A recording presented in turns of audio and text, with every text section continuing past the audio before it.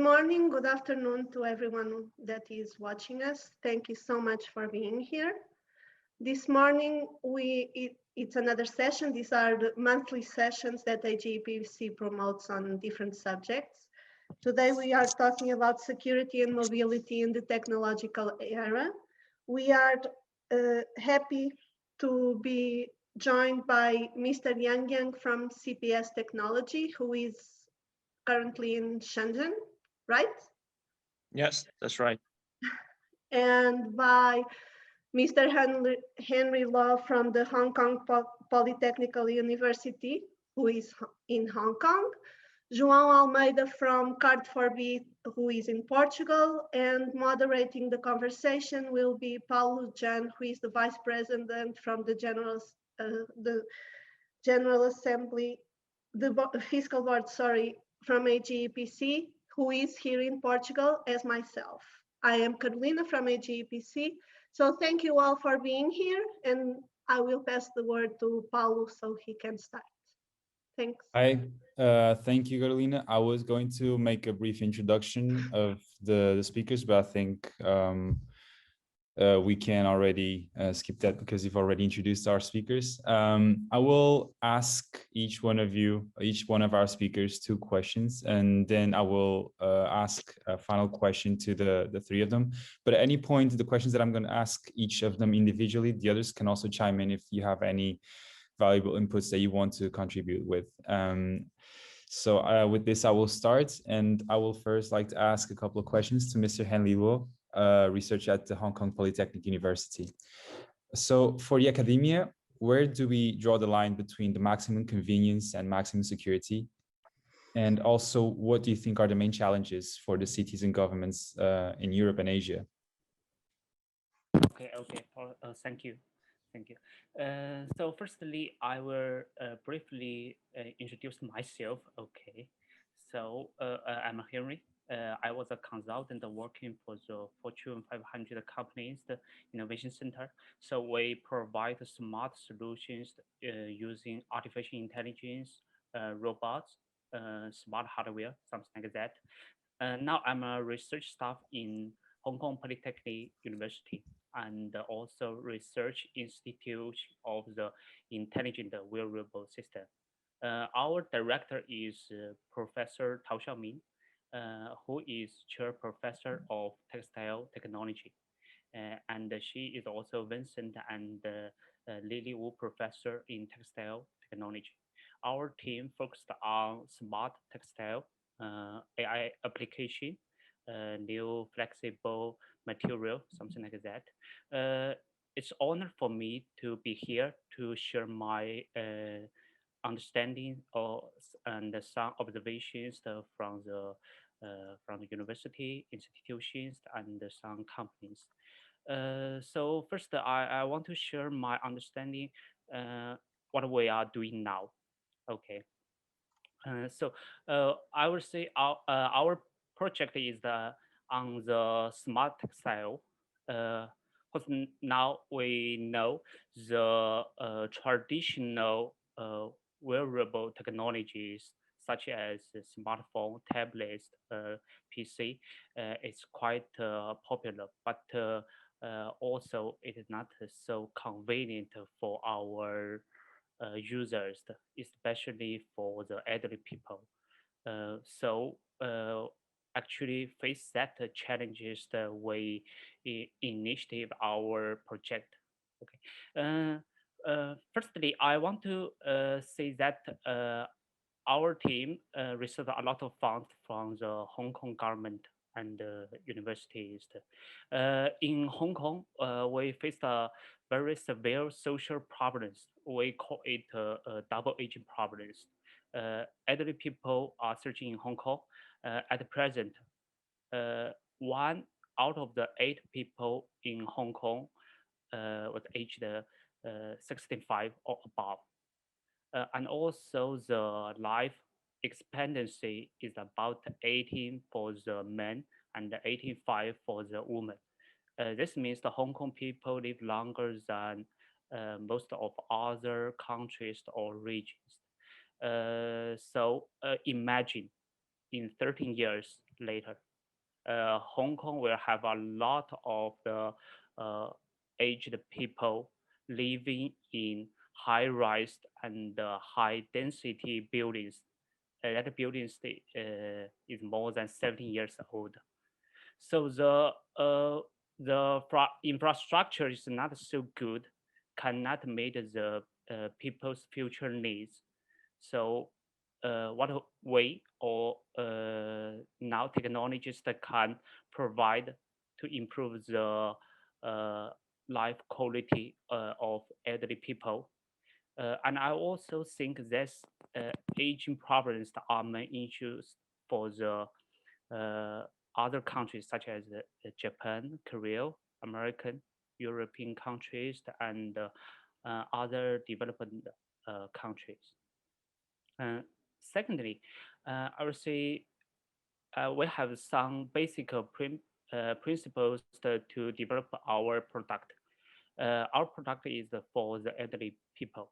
The product belong to the elderly people, so they can have some unique features for them, and they can easily to use them. So speaking of the convenience, they can use it with any obstacles. Okay, and our product is for the elderly people. That means the whole system.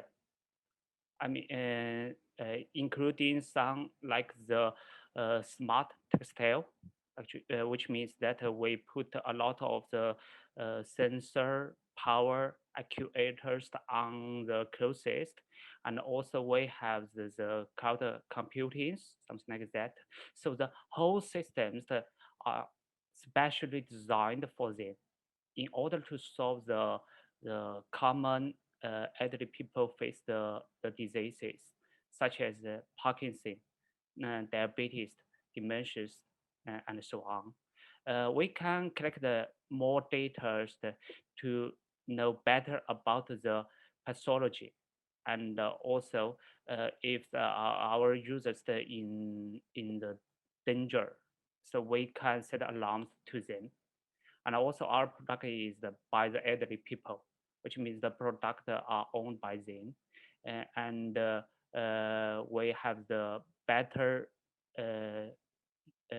user interface, and the material is also environmental friendly, so they can dispose the material. This solve a lot of problems. Okay, and thirdly, I want to say that in this pandemic situations, no matter in Western countries or in the Eastern countries, sometimes people are locked in home, and they may be face their curfews, which means that they are restricted in the limited space, and hard to get exercise, and sometimes they find it very hard to go to the pharmacy or to see the doctor to receive the immediate treatment. But on the other side, if you read the news, you can see that people care more about their health status and fitness in home.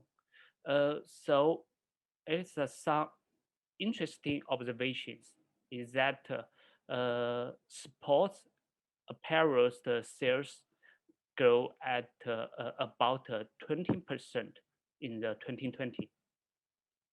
So we can use our imaginations that if in the future human beings have to face this kind of the pandemic, so what we can do to improve the life qualities.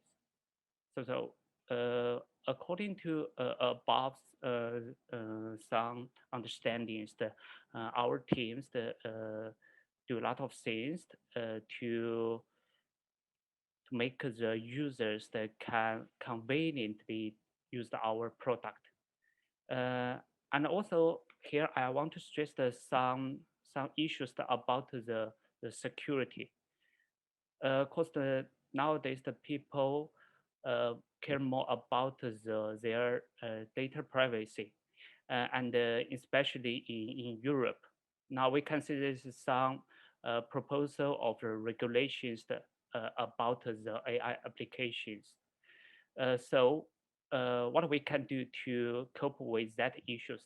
I think we can solve this problem at the different level. So at the basic levels, which means that at the hardware levels, we can collect the data more safely.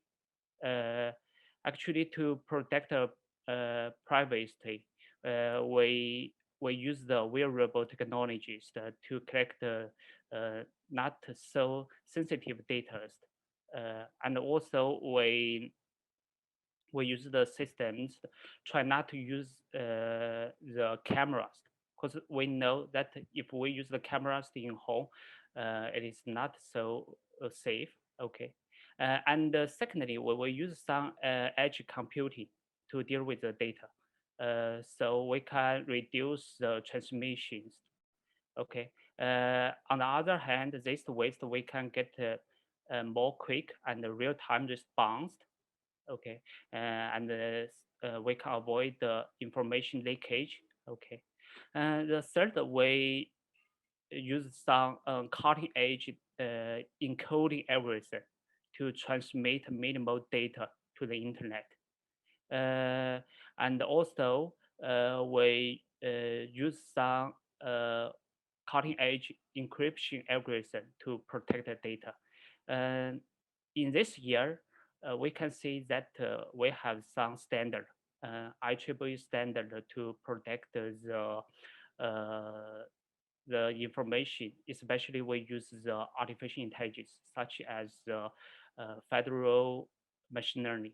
So we can use that standard, and we push that standard to the whole industry. So in this way, we can better secure our data. Okay, this is my answer. Thank you. Thank you, Mr. Henry. Thank you for your input. And I would also now like to move on to Mr. João Almeida and ask a few questions on a more local perspective, because it's my understanding that Mr. João Almeida, who's the managing director for Card4B Systems, works with a lot of local institutions and also local transportation systems. So maybe he will have a few insights to give us on that matter.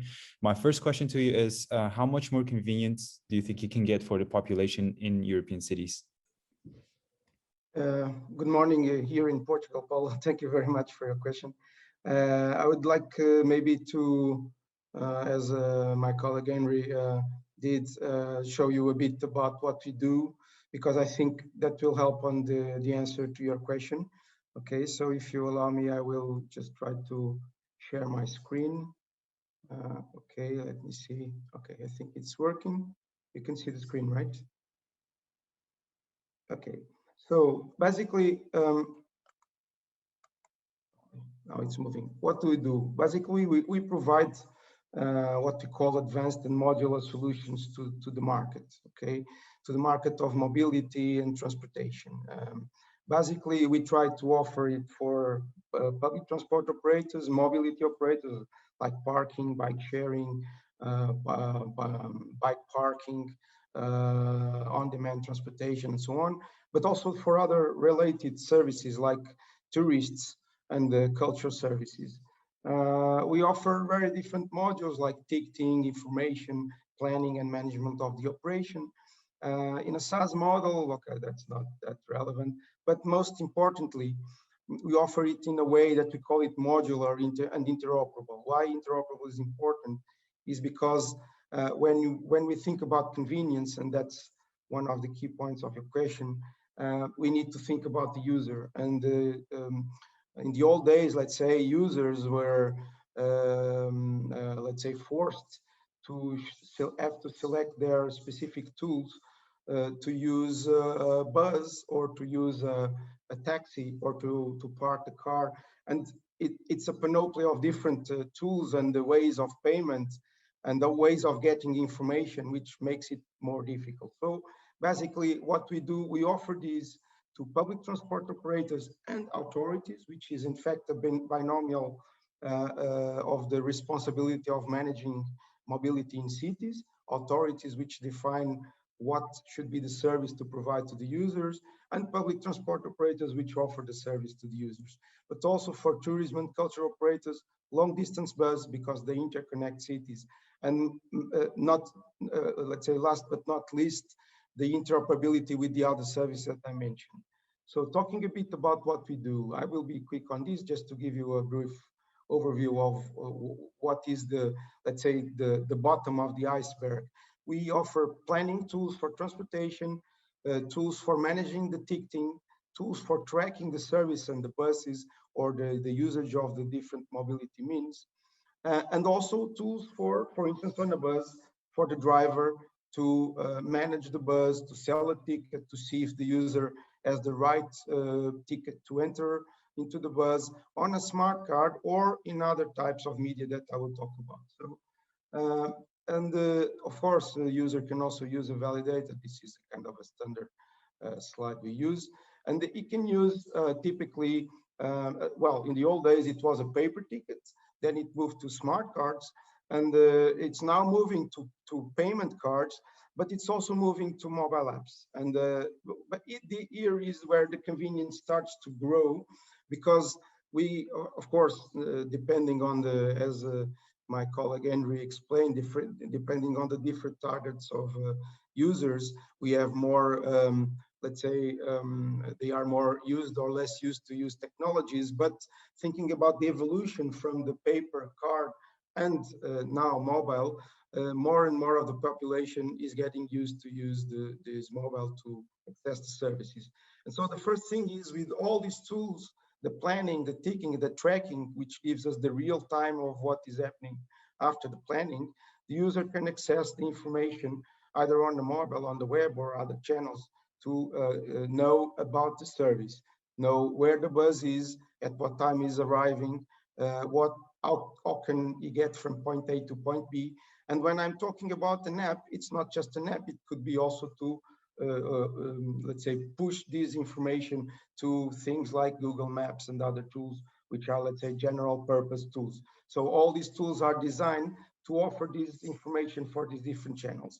But besides the information about the service, we also implement an evolution from the paper ticket and the smart card, which is based on the usage of either QR codes or NFC, which allows the user to still buy a ticket, and but not anymore needing a card. He can basically use his mobile to go into the service. This is one step further, but we also did, and it's running here in Portugal, now in 3 cities. It started in Porto, which is also using the mobile app in a combination of the NFC. It could be the QR code, but also the NFC with Bluetooth, in a way that the user can do what we call seamless traveling. That means you check in you present your mobile to an equipment, you do a check-in, and then your mobile app is tracking you during your travel, not outside the travel. And it will help you to calculate your tariff, to know how much you need to pay. And you don't need to be, let's say, a scientist like it is, at least currently in Portugal. You still need to be a kind of a scientist to know what is the right tariff to do your, regular pattern this month or next month or just for a few days. So the fare engine, which is now on the server, does the calculation for you, optimizes the tariff. And if you travel 10 times a day, you don't pay 10 travels, you pay just the maximum ticket per day, okay? And this is done basically using the combination of NFC and Bluetooth beacons.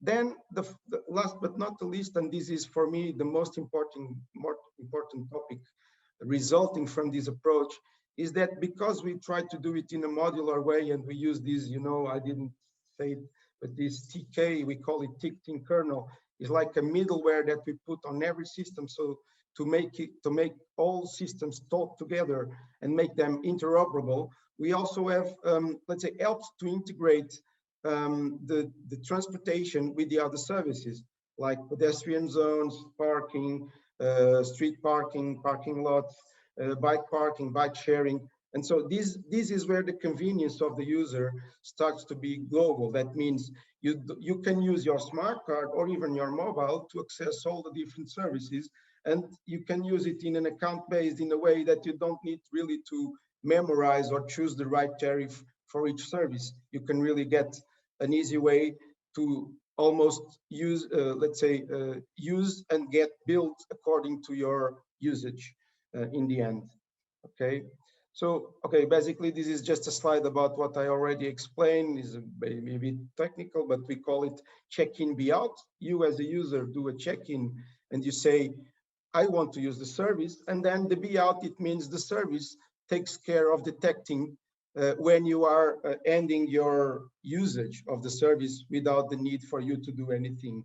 And this creates, of course, convenience in the operational way, but also convenience in the tarification, because you don't need to know how much you need to pay or how much you need to pay in advance, let's say, before using the service. Just as a final slide, we also working on another convenience aspect, which is to use payment cards for instance, tourists. You arrive in a city with your international payment card. You basically pass it in the equipment and it is going to be accepted, and it's going to do exactly the same thing to calculate what is the right tariff for you, but you are basically using the tool that you came in when you left the plane arriving to the airport and without any further requirements. Of course, the mobile app gives you also information more than the smart card. And okay, this is just an example of the usage. And okay, so in summary, the usage of the smart cards and the mobiles, it's really, if it's used in the right way with the right architecture and combination of different services. And when I mean different services, not just card-for-biz solutions, it's in fact combining systems from different suppliers through APIs and through interoperability, allows really the end user to have, let's say, a vision of a single system, even if it's not a single system. And so this creates convenience for the citizens, for the end users.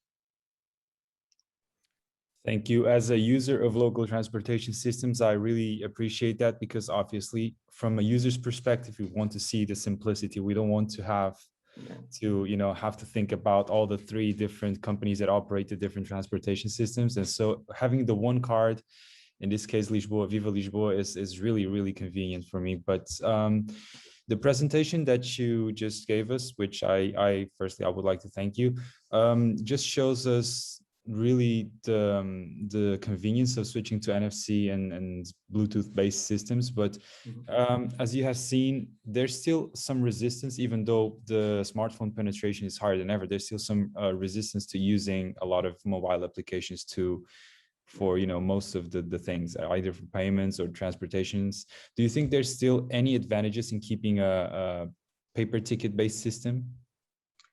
Well, yeah, that's a nice question. Well, first of all, there are, let's say, legal well, in fact, they are legal because they are about also convenience for the public. That means if somebody arrives to a service with cash, which is, let's say, the most natural out of technology status that we can get, you still need to serve the person. Okay, and of course, for these kind of reasons, the convenience is still about using or keeping the compatibility with the old and traditional tickets. But still, even with paper, if you get a paper with a QR code, for instance, you still get more convenience for the users. We do it on the tourism solutions. For instance, tourism arrive with a credit card. They love to use the credit card, because when you are traveling, you need to be fast on the payment. But you get a QR code, even if it's on a paper, even if it's not on a mobile, you still get more convenience, because with this QR code, you go to the different services, and that everybody is let's say, more sure about what you are entitled of.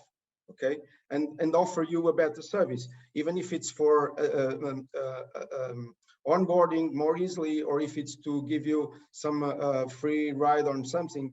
This is already, let's say, a mitigation of the risk of so let's say info exclusion to help people which are not really prone to use technology, but still to benefit from technology, even if it's still using a paper.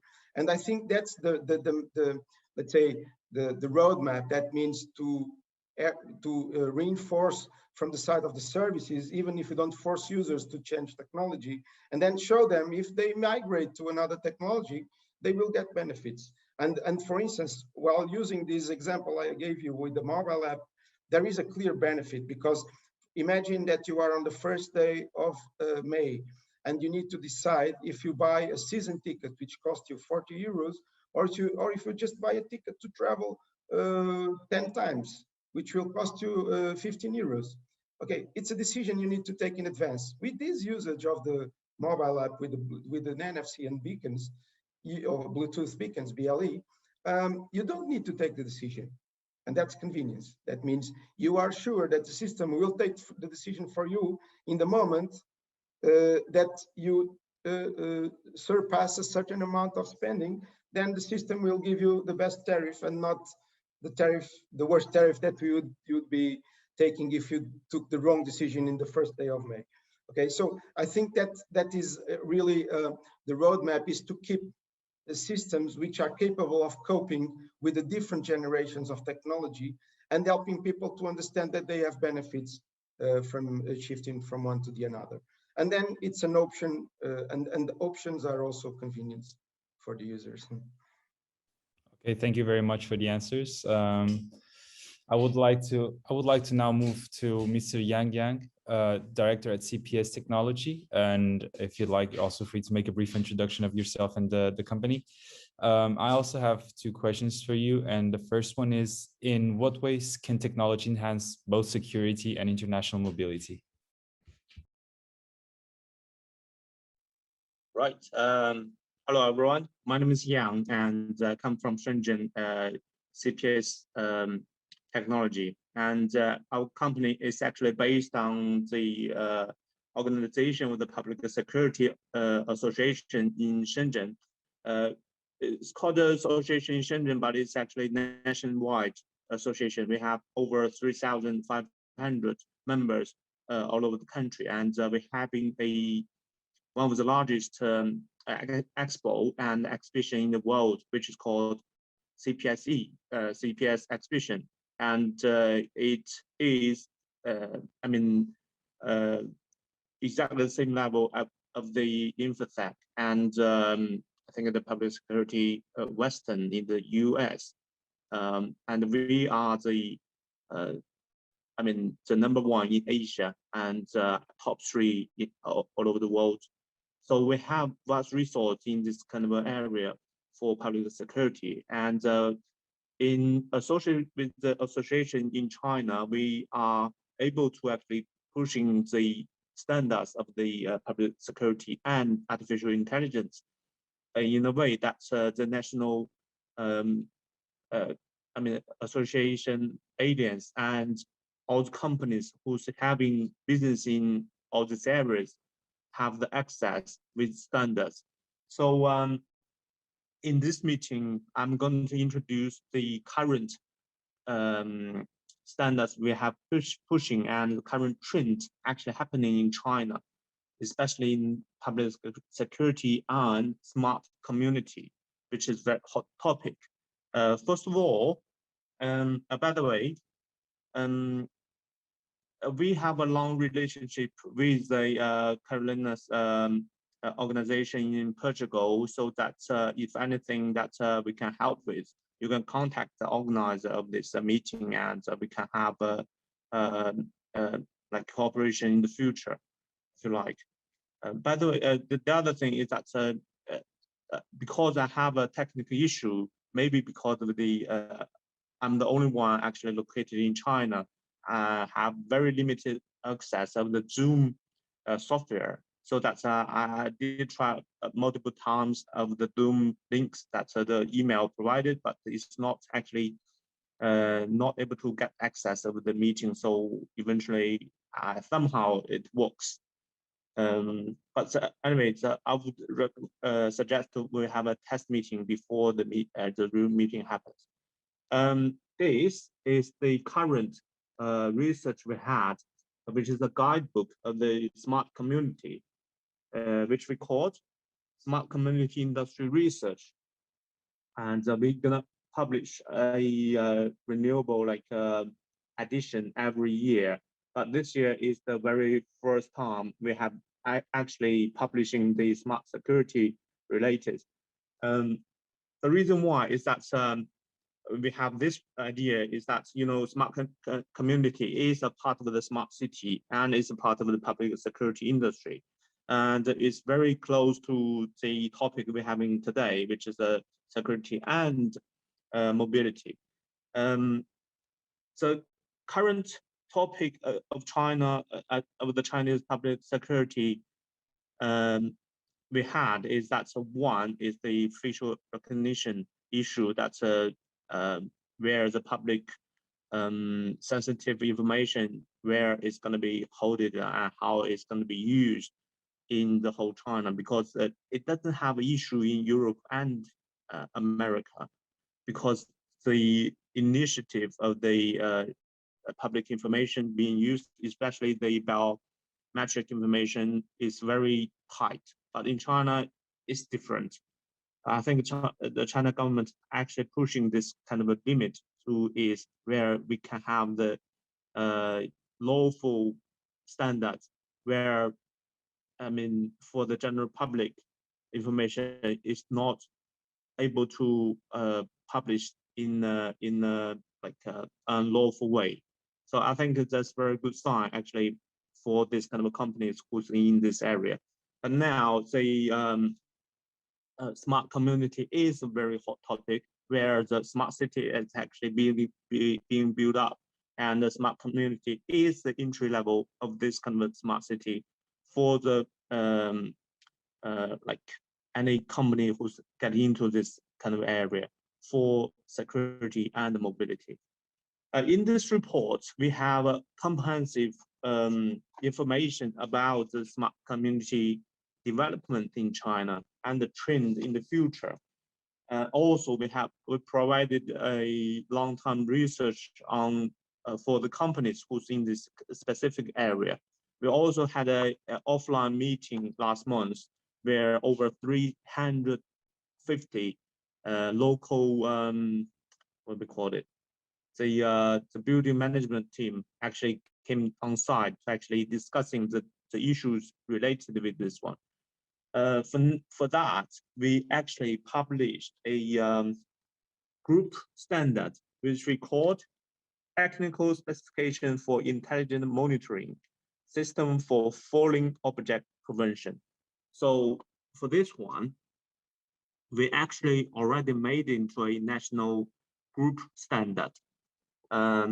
We have the guidance, the technical specification for the engineering team, or for any engineering team actually installing this kind of a monitoring system for local communities who's able to, I mean, who wanted for their falling object prevention products. So this one gives a very specific engineering specification for them to actually install this kind of a thing. So eventually we hope that we can make it into a national standard. Then maybe in the future that if we can work with you guys, we can make it into an international standard for this kind of a falling object prevention. This is actually newly published and is being published on 30th December of last year, which is going to be just been, I mean, it's going to be like into force by January the 1st of this year. So this is very new. The other thing, apart from the current development, we have also have a artificial intelligence guidebook for the whole China public security industry, which we had for over 3 years. So this guidebook is actually for the artificial intelligence, the whole topic. It's very broad and it's a little bit in depth, but it's general development book for the companies who's into this kind of artificial intelligence for public security. And hopefully that we can work with the international partner that we can get this one published international wide. So the three topics I'm talking about today is going to be related for these three. One was the smart community development in China, and the technical specification were associated with the group standard in this smart community topic. Then the artificial intelligence market, actually current development in China. So I think the topic is very broad, but for this meeting, I think it's ideally for us to actually discuss the fusion of our, especially for the Chinese associations, how we can work with the international companies and standards where we can form an agreement for this industry. So in the future, if we have any products for the international company can be joined us. So for them, it's very much easy to understand the Chinese market. Okay, I think for my topic, I think I covered pretty much all the very broad topic, and I think my interest is going to be in the Q&A sessions later on, if you have any. Okay, thanks very much. I just have also one more question for you, Okay. One more specific question, if you're willing to answer. We just experienced, we're still experiencing a global pandemic, where technology has shown that it has played a big part in the containment of the spread of coronavirus. Do you think that this means that technology is indeed key to guaranteeing security for the population? And what do you think is the role of technology and also the role of AI, because you were referencing, and if we are using it to its full potential towards security? Right. For this topic, I think we had a general meeting last year when the Chinese pandemic is very serious in May last year. And the impression we had is that, for public security industry, is a great opportunity to actually show the potential of how the industry going to respond to the whole new situation where the world is facing to. And for technology-wise, I think it's a great advantage for the companies and associations who's pushing the limits and boundaries to actually get the new technologies out. For years of research based on their previous experience. I think either for academic level and for practical level, the new technology we can see that is that the pushing boundaries actually get this kind of a new technology out, not only for public security, but for the unmanned vehicles and other unmanned systems to be actually broadly used all over the countries, whether in China or other countries all over the world. We can clearly see the trend because we have some figures for this kind of a UAV expo we just had this year and last year in September in China. The companies producing and providing the unmanned system are exploding. And all this kind of a local government and the central government, they are adopting these systems and technologies in a rapid way, where the companies can grow their usage of their technology in all kinds of areas because of the pandemic situation. I think in Europe I'm not sure about the regulation where you can readily use this kind of unmanned system, but I would think that the individual government is also encouraging all the companies and associations who have this kind of a technology can be widely used in their own countries. So I think it's I mean, technology-wise, it's a great opportunity. But of course, for the general public, it's sad to see that the pandemic is still continuing in Europe and all over the world. I think Chinese government control it very well, and thanks to the advanced technology used for the tracking system online and for the mobility of the use of the mobile phone, so that they can track pretty much everyone's information. I mean, this is very sensitive, but in this, I mean, in this pandemic situation and in this extreme situation, I think it is more advantage than the disadvantage of the sensitive biometric information usage of the government. Yes. Thank you very much. I would like to circle back and now ask a question for discussion to everyone, and I would like to hear your thoughts on it. And essentially, I hope we don't experience another 9/11 of sorts, but I think the 9/11 was the moment that everyone thinks back to when security and international travel and international mobility indeed changed forever. Ever since then, we've experienced a couple of changes here and there, but do you think that with COVID and with talks of having a COVID passport and also tracking apps, are we about to experience the next breakthrough of security and international mobility? Is that a question for me? It's an open question for everyone. Okay. Can I go first? In terms of the comparison with 9/11 and the pandemic COVID-19 situation, I think it's very much different, at least for my point of view. And for the 9/11, it's kind of a public security and all this kind of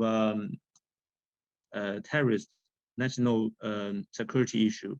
But for the COVID-19 situation, it's a kind of an emergency situation for the people all over the world. But for 9/11, it's just for limited areas only. I think that's a great difference to them all. And also for the COVID-19 situation, it's kind of a contagious situation. It's very much serious than anything else. For example, 9/11, it doesn't have this contagious situation like the COVID-19. But in terms of the technology use and the public security usage of the equipments and technology, it's very much the same. And because of the the border control, the entrance access of the public buildings and other places, it has some in some level that's the same topic. But in a greater view, I think the COVID-19 situation is much in a different level of the 9/11 situation. Yes. Maybe I can give a bit of my thoughts about this. I think it's a very interesting question, especially because I think we have talked about three, let's say, vectors: mobility, technology, literacy, and security. And I think the 9/11, I think most of the world maybe felt it as an isolated problem or something which was, very local. I mean, let's say 99% of the world would have a reason to say, oh, okay, that's bad, but it's not my problem, which I think in COVID, nobody can say it. Unfortunately, everybody understands that the world is fragile for many reasons. We will not discuss it, but and maybe technology can help. And I think that this emphasizes something that we already have been, let's say, discussing and putting into the field, maybe in more, let's say, silos, isolated ways. But nowadays, the COVID, I think it brings the need to have a better understanding about how to join all these vectors. People moving, technology literacy, security of data and standards about how to use this data. And to be really honest, maybe this is a bit too strong, but I normally like to use metaphors to, to say, I think nowadays the world is not really ready for, let's say, 90% of the needs that we should, of the knowledge that we should have to use technology. If you look into the world population, all our laptops are very fragile, or mobiles, to security aspects like Henry talked about, and Yang too. And so I think that the COVID, of course, there were a few spots of building an app to track users. Some of them were maybe a flop, but that maybe only means that maybe we were not really ready to use the technology in the right way. But it doesn't mean that technology cannot help. And I think it will have a big role. And I think what my two colleagues today spoke about are two interesting and important points of view that will be a must to help the world to use technology to overcome problems like COVID. I mean, the global problems, those which will affect everybody, and for which nobody will have an isolated solution for himself. So I think this is a very interesting contributions, and they are on the roadmap of using technology to help the world to solve these kind of problems.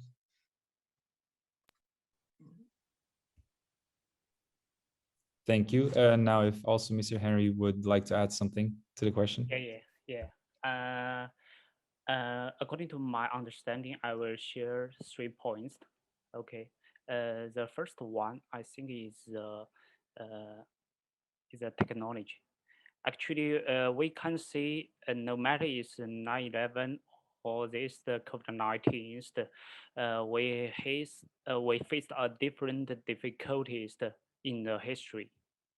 So nowadays we have this new technology, such as we have the mobile phones, we have a PC, and we have some technology such as the artificial intelligence. So compared with what happened in the history, is that we can make a definitely conclusion is that we have to rely on this technology to cope with that difficulties. So it's maybe we face some difficulties when we use these technologies. Yeah, but we have to view it in the positive ways. Is that we have the better technologies from the electronics. We have the better technologies from the biological. So we have the vaccination, something like that. So we have to rely on these technologies in the future. Okay, this is the first point. The second point is that we also have to find out solutions to the technology.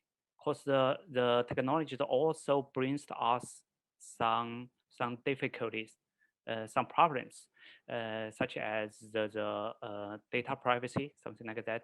And also the important is that whether we can comply with the standard is a big issue. Because as you talked before, is such as the vaccine passport or something like that. That is based on the international standard. So we can, all of the countries, all of the companies that can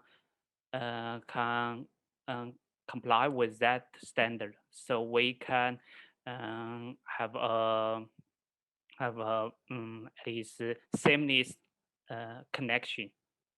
So I think what Young's the organization do is very, very valuable.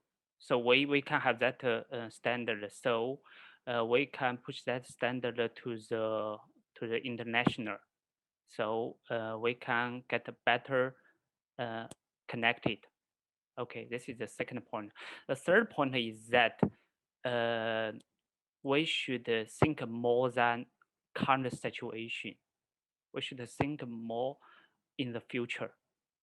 Is that we have faced the reality is that this pandemic is not the end of the story. We maybe face another pandemic maybe in the 10 years or in 20 years. So the challenge, or we call it opportunity, is that we have to get well prepared so we can cope with that challenges in the future. So face reality is my third point. Okay, thanks. Thank you very much, everyone. And yes, I've concluded my questions. If you have anything, any other remarks you'd like to add, feel free. Or if not, I can just give the word to Carolina. Okay, thank you. Thank you so much, Paulo, for moderating the conversation. Thank you to Yang, João, and Henry. It was really interesting to have your insights.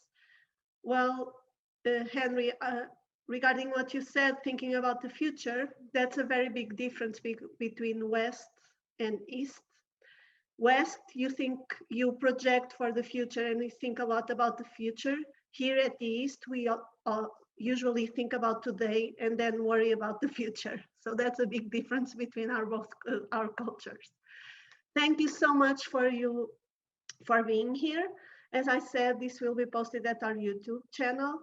If you have any questions, if you need our help on anything on the future, please be free to speak with me. And I hope to see you all soon here in Portugal or there in China when we are able to travel freely. Thanks, guys. Bye-bye.